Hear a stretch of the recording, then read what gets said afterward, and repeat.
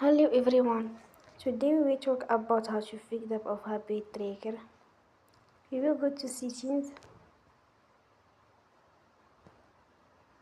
Then we click on apps. After that you will search the app habit tracker and you will click. Then you will on for stop. After that you will go to storage. Then we click on clear cache. In the end, turn off your phone and you will recharge your phone again.